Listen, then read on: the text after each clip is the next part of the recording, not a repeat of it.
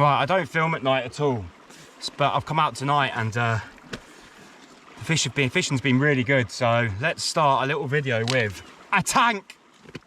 Good evening and welcome back to another fishing adventure. Now you're probably thinking, Sam doesn't film in the dark. Well, for one night and one night only, I'm gonna film. Fishing has been exceptional in the last week or two. Fishing at night has produced really good sessions, some really good fish, some action-packed activity. So I thought I'd bring you along for the ride. Now I'm not too sure how tonight's gonna go, especially with a big light shining over the edge of the water. As you can see, I've got a big fat light shining on my face. I hate lights when fishing at night. But we're out in the pitch black. I'm just waiting for it to get a touch more darker and then we're gonna get into it. There are sandflies and flies absolutely everywhere, so we're gonna have to just make do with them.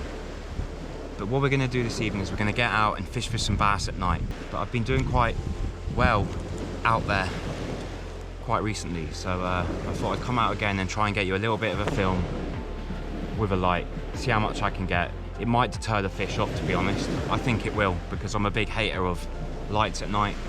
Any light, any movement, any sound, the big fish are always in close, mooching around in the bubbleweed. You're gonna spook them. And before we do get out there, I'll just quickly show you the lures that I'm going to be using. I've been catching a lot of fish on YKR Happy Eels. This is a 10 gram, 15 gram, 20 gram. Depending on the depth, depending on how much flow there is when we get down there, I'll probably use a 15 gram. I'd only use the 20 if I needed to get it out far. It was a little bit deeper, it was a last resort. Mostly I'll be fishing really shallow, 1 to 3 foot. So I want something I can cast far, but it's something that's going to be subtle coming through the weed. If it gets really shallow, I'll go for a little one. But I always have something different for when it's really shallow, and that's an Albi Snacks. That is a amazing lure for shallow water, fish weightless and weedless. And also a Do Live. Again, weightless and weedless. I don't know how well you can see that with the light, but I love white. White's my favourite. So I've got an assortment of lures, mostly paddle tails, but light to heavy, so I can throw them around. And if the fish are eating something small, I'll go to something small. So if they're eating something big, you go to something big. You'll pick up what they're doing very quickly, especially if one of you are catching and one of you isn't. So let's get out there, let's go fishing. Try and make this as enjoyable as possible, but it's gonna be pretty hard work. Let's go fishing.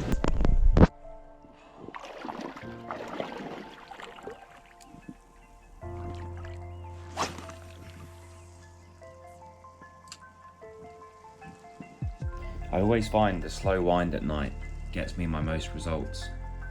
When the lure is literally not moving. You can picture either my YKR sand eel or an Albi Snacks moving really slowly through the bubbleweed, like a sand eel does. Because to be honest, bait fish don't move quick at night unless there's loads of bass around. They move slowly, sloppy, through the weed and bubbleweed, just like my snacks and my sand eel is imitating.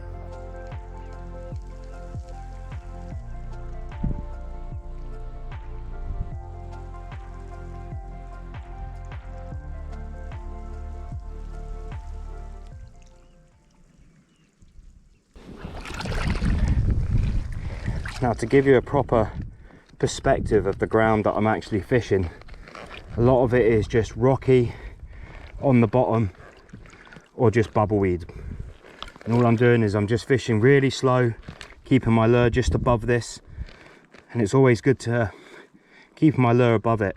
It's always good to know, it's always good to go and look at an area before the tide comes up, or go to a place when the tide's on the way down and get in your waders and have a look around, because all of these little areas are proper little holding holes where the bass can just sit behind and wait for prey that's moving in on the tide. Or like this spot here, I think the crabs are here actually eating crabs. They're mooching about head down, having a little look around. So always good to have a look at your surroundings before you actually go fishing. Don't just turn up at a spot because you've heard someone has caught fish there. Go down and have a little look around, have a little suss out, because what's actually below the surface is what matters. Doesn't matter if you cast into the blue constantly all night. If you don't know what's actually below the surface, there's no point in actually being there.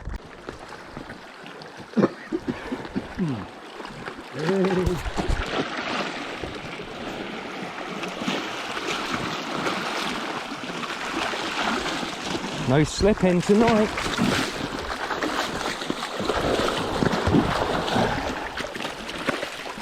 Where you going? Do you want to go over there, or do you want me to go over there? I've got longer legs, you go. You sure? Yeah.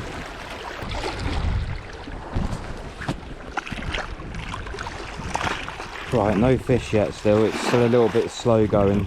Tide's not really dropped as much. I'm right on the edge of this little peninsula now. And in front of me is just a big bubbleweed field and rocks and sand. But this is good now because the gullies that are situated over here are now emptying. And anything that's in these bays, bait-wise, is just drifting into this bubbleweed area. So there's a nice bit of flow going over the bubbleweed. Absolutely perfect place for the ambush.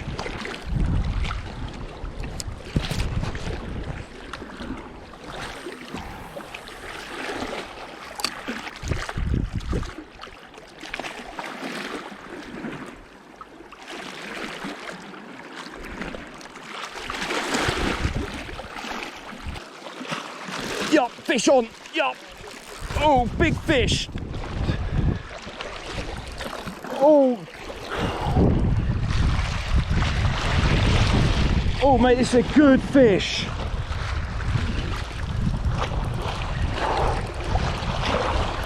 He's thrashing about out there. Where is he? Oh my God. Oh, he's down here, shit.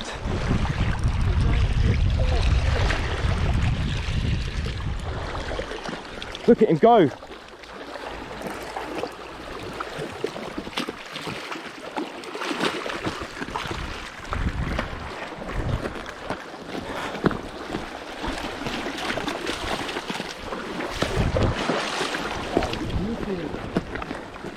Not landed him yet.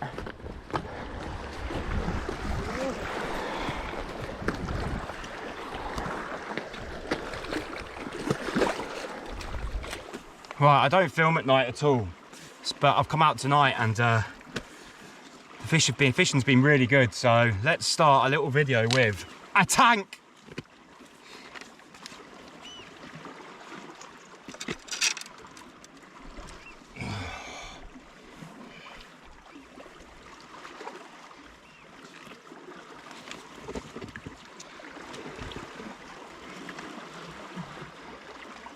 Yes.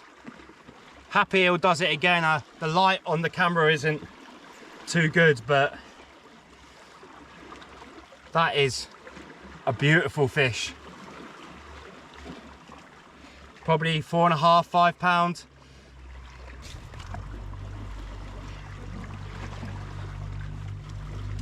Proper nice slab. Look how fat that is. Taking on the Happy Eel. Proper fat fish, eh? Do you have scales on that? No, I don't, but taking on a small 15 grammer, a really solid fish. If you ever fish on the rocks, get yourself a pair of these. They're really good to maneuver a bass around. You won't get cut fingers as well. But there's a little beauty it took. I want to keep that, man, to be honest. But I want to put it back. I think so. Now, I've got nothing against anyone who wants to keep a fish.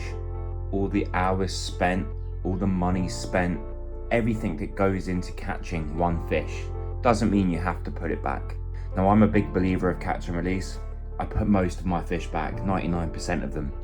But on this occasion, this bass was coming home.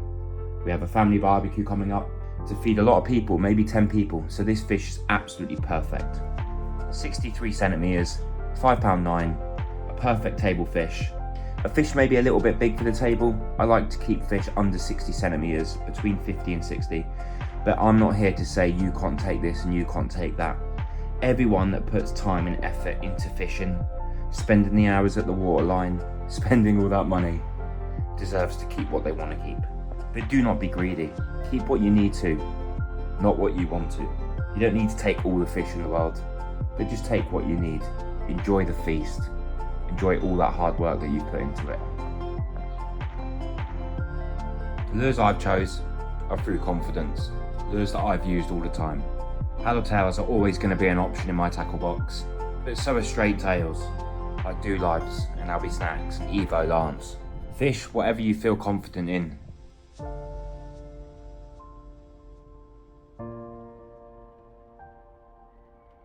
When I'm fishing the really shallow stuff, especially in between the bubble and the rocks, maybe in 1 to 2 foot of water, I'm using a really light lure, 10 gram, 15 gram at a max.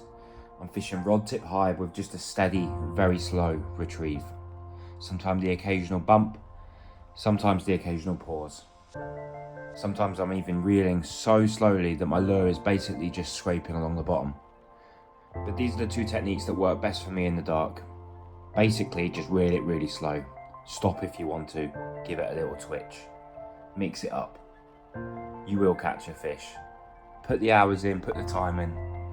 The fish will come to you, you won't come to them.